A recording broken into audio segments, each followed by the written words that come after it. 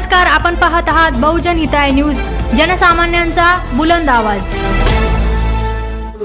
Sir, काय सांगाल निबाना उपचार पद्धतीबद्दल? सर, निबाना ही एक वेगळ्या प्रकारची ट्रीटमेंट पद्धती आहे। सर, जनरली असं मानलं जातं की काही आजार बरे होत नाही, जसं बायपास, अँजिओप्लास्टी, मायग्रेन, सोरायसिस अशा असंख्य आजारांना असाध्य लेबल लावलं गेलं सर।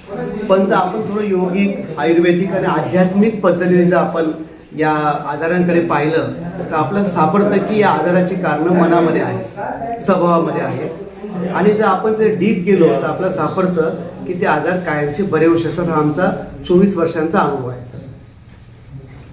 सर, हे उपचार घेण्यासाठी काय आवाहन कराल रुग्णांना?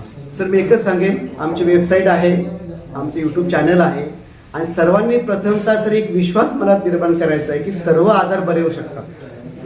प्रॉपर वैद्य, प्रॉपर डॉक्टर आणि रुग्णाचा आत्मविश्वास सर महत्त्वाचा आहे। तो जर आपल्यामध्ये असेल सर तर तुमचा आजार निश्चितपणे बरा होऊ शकतो सर। डॉक्टर साहेब, असाध्य आजार म्हणतात की ते असाध्य आजार कुठले आणि ते कुठली ट्रीटमेंट? येस सर, खूप चांगला प्रश्न आपण विचारला सर।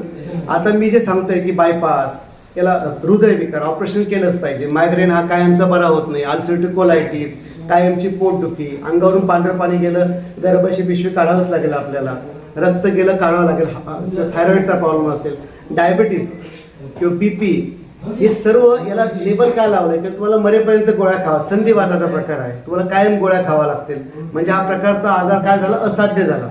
अशा प्रकारचे अनेक आजार आहेत सर जे साध्य होऊ शकतात। हा आमचा स्वतःचा अनुभव आहे। असल्यास दुसरं कुठलं केंद्र आहे का तुमचं काय इतर?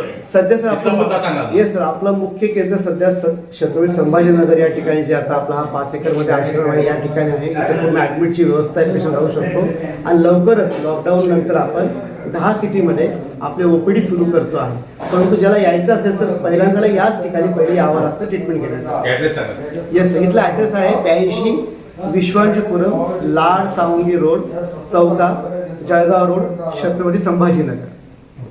थँक्यू।